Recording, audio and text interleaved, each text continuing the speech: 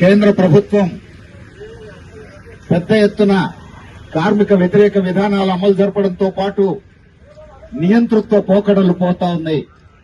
150 సంవత్సరాలుగా దేశంలో కార్మికులు పోరాడి సాధించుకున్నటువంటి కార్మిక చట్టాలను రద్దు చేసింది. ఈ నెల 21వ తేదీ నుంచి కోరలు లేని కోడ్స్ రూపొందించి ఒక 4 అమల్లోకి తెచ్చింది. 29 కార్మిక చట్టాలను రద్దు చేసి కోరలు లేని కోడ్స్ ను అమల్లోకి తెచ్చినటువంటి కేంద్ర ప్రభుత్వం యాజమాన్యాల సేవలో తరిస్తా ఉంది, పెట్టుబడిదారుల సేవలో తరిస్తా ఉంది. కార్మికుల హక్కులంటే ఈ రోజు మోడీకి గాని అమిత్ షాకి గాని తేళ్లు చెరువులు పాకుతున్నాయి. పచ్చి కార్మిక వ్యతిరేక ద్రోహులుగా ఈ రోజున కేంద్ర ప్రభుత్వంలో ఉన్నటువంటి పాలకులు వ్యవహరిస్తా ఉన్నారు. అంతేకాదు మోడీ ప్రధానమంత్రి కాగానే చేసినటువంటి పనిలో ఒక ముఖ్యమైన పని ఏమిటి? మోటారు వాహనాల చట్టాన్ని సవరించాడు. ఈ మోటారు వాహనాల చట్టాన్ని సవరించడం ద్వారా ట్రాన్స్పోర్ట్ కార్మికుల జీవితాలతో చెలగాటమాడుతున్నాడు. ఓనర్ కమ్ డ్రైవర్ గా ఉన్నటువంటి వాళ్లు ఇక భవిష్యత్తులో బతకడమే కష్టమయ్యేటువంటి పరిస్థితిని తెచ్చిపెట్టాడు ఇప్పుడు మోటారు వాహనాల చట్టాన్ని సవరించడం ద్వారా. అంతేకాదు పోలీసుల వేధింపులతో ఇప్పటికే సతమతం అవుతున్నటువంటి కార్మికులకు ఈ మోటారు వాహనాల చట్ట సవరణ మరో పెద్ద ఆయుధంగా మారింది. ట్రాన్స్పోర్ట్ రంగంలో ఉన్న కార్మికులను వేధించడానికి, జలగల్లాగా పీల్చి పిప్పి చేయడానికి, లంచాలు మెక్కడానికి ఇది ఒక అవకాశంగా మారింది. మోడీ ప్రభుత్వం చేస్తున్నటువంటి ఈ పనులన్నీ కూడా యాజమాన్యాలకు ఆనందం కలిగిస్తున్నాయి, కాంట్రాక్టర్లకు ఆనందం కలిగిస్తున్నాయి, కార్మికుల జీవితాలతో చెలగాటమాడిస్తున్నాయి. ఇవన్నీ మారాలని కోరుతున్నాం. అందుకే లేబర్ కోడ్స్ను ఉపసంహరించాలని, రద్దు చేయాలని కోరుతున్నాం. రద్దు చేసినటువంటి కార్మిక చట్టాలను పునరుద్ధరించాలని కోరుతున్నాం. మోటారు వాహన చట్టాలలో చేసినటువంటి సవరణలన్నింటినీ కూడా రద్దు చేసి కార్మికులకు అనుకూలంగా, ప్యాసింజర్లకు అనుకూలంగా, సాధారణ ప్రజలకు అనుకూలంగా వాటిని సవరించాలని చెప్పేసి మేము డిమాండ్ చేస్తా ఉన్నాం. అంతేకాదు ఇప్పుడు ఆధునిక పద్ధతులు వచ్చినాయి. ఈ ఆధునిక పద్ధతులు రకరకాల వేదికల ద్వారా వస్తున్నాయి, యాప్స్ ద్వారా వస్తున్నాయి. అవి సరుకు రవాణా చేసేటువంటి వాహనాలకు కావచ్చు, ప్రయాణికుల కోసం ఉపయోగించేటువంటి వాహనాలకు సంబంధించి కావచ్చు, చివరికి బైక్స్ కూడా వాహనాలు వచ్చి యాప్స్ వచ్చేసినాయి. ఈ యాప్స్ వల్ల ప్రయాణికులకు కొంత సౌకర్యం వచ్చింది, అది నిజం. ఇంట్లో కూర్చొని వాహనాన్ని బుక్ చేసుకుంటే సరుకు రవాణా చేసుకోవడం కోసం వాహనం ఇంటికి వస్తోంది, ప్రయాణం చేయడానికి పికప్ చేసుకోవడం కోసం వాహనం ఇంటికి వస్తోంది, కోరుకున్న చోట డ్రాప్ చేయగలుగుతోంది. నేను ప్రారంభం అవుతున్న దగ్గర నుంచి డ్రాపింగ్ దగ్గరికి ఎన్ని కిలోమీటర్లో తెలిసి తెలవక డ్రైవర్లతో ప్యాసింజర్లకు తగాదాలు, బార్గెనింగ్, ఇబ్బందులు లేకుండా అదే డిస్టెన్స్ చూపిస్తోంది, అమౌంట్ చూపిస్తోంది.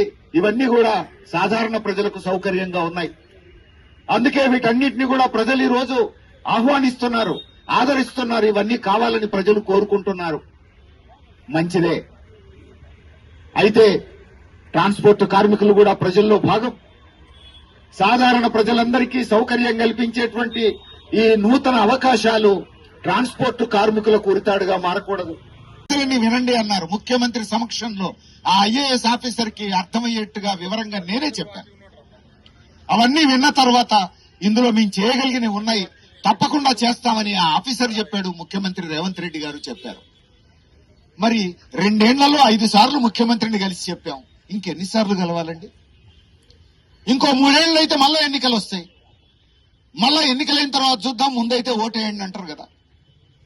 అందుకని వాగు దాటేదాకా ఓ మాట, వాగు దాటిన తర్వాత ఇంకొక మాట.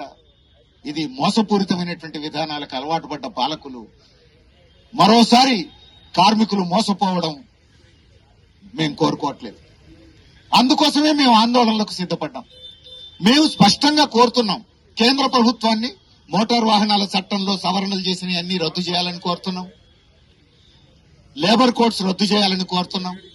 రాష్ట్ర ప్రభుత్వం చేయగలిగే పనుల్లో రాష్ట్ర ప్రభుత్వమే ఒక యాప్ ప్రారంభించాలని కోరుతున్నాం. ప్రభుత్వానికి పైసా ఖర్చున్నది కాదు ఇది. రాష్ట్ర ప్రభుత్వమే ట్రాన్స్పోర్ట్ కార్మికులకు ఒక సంక్షేమ బోర్డును ఏర్పాటు చేయాలంటున్నాం. ప్రభుత్వానికి పెద్ద ఖర్చు లేకుండానే కార్మికులకు ఉపయోగపడే అవకాశం ఉన్నటువంటి ఒక మార్గం ఇది. ఎన్నికల సందర్భంగా రాష్ట్ర ప్రభుత్వం రేవంత్ రెడ్డి గారు చేసిన వాగ్దానం మేరకు వీళ్లకు ఏడాదికి 12,000 రూపాయల ఆర్థిక సహాయం నువ్వు చేసిన వాగ్దానమే. దాన్ని అమలు జరపమని అంటున్నావు. 2 ఏళ్లయింది, ఇంతవరకు నువ్వు అమలు జరపలేదు. ఇప్పటికైనా అమలు జరపాలి. ఇప్పుడు ఈ 2 ఏళ్లలో 24,000 రూపాయలు బాకీ ఉన్నట్టు ప్రతి ట్రాన్స్పోర్ట్ కార్మికుడికి తక్షణమే చెల్లించండి. ఇక నుంచి రెగ్యులర్ గా అమలు జరపండి అని చెప్పేసి కోరుతున్నాం.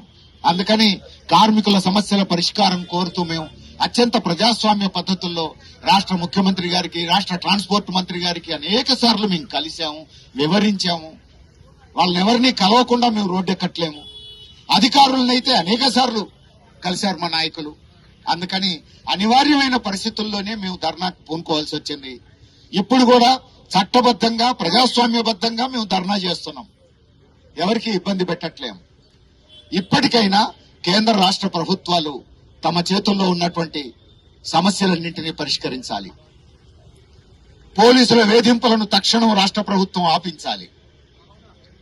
అంతేకాదు అధికారుల చేతుల్లో ఉన్న సమస్యలన్నీ కూడా ముఖ్యమంత్రితో నిమిత్తం లేకుండా, ప్రధానమంత్రితో నిమిత్తం లేకుండా అధికారులే చేయగలిగినవి కూడా ఉన్నాయి కదా. వాళ్ల చేతుల్లో ఉన్న మేరకు వాళ్లు కూడా తక్షణం పరిష్కరించాలి. అందుకని ఈ సమస్యల్ని పదే పదే ఇప్పటికే అనేక సార్లు తెచ్చాం, ఇప్పుడు కూడా తెస్తున్నాం అధికారుల దృష్టికి, ప్రభుత్వం దృష్టికి. రానున్న రోజుల్లో వీటిని పెడచెవిన పెట్టి ఇట్లనే పాలకులు మొండిగా వ్యవహరిస్తే ట్రాన్స్పోర్ట్ కార్మికులు చేతులు ముడుచుకొని కూర్చోవడానికి సిద్ధంగా లేరు, కళ్ళు మూసుకొని కూర్చోవడానికి సిద్ధంగా లేరు. గత చరిత్ర అంతా పోరాటాల చరిత్ర. కేంద్రానికి తెలుసు, రాష్ట్రానికి తెలుసు. భవిష్యత్తులో కూడా ఈ పోరాటాలను మీరు ఆపలేరు. అందుకని కార్మికుల దగ్గరికి పోతాం, కార్మికులందరినీ కలుస్తాం.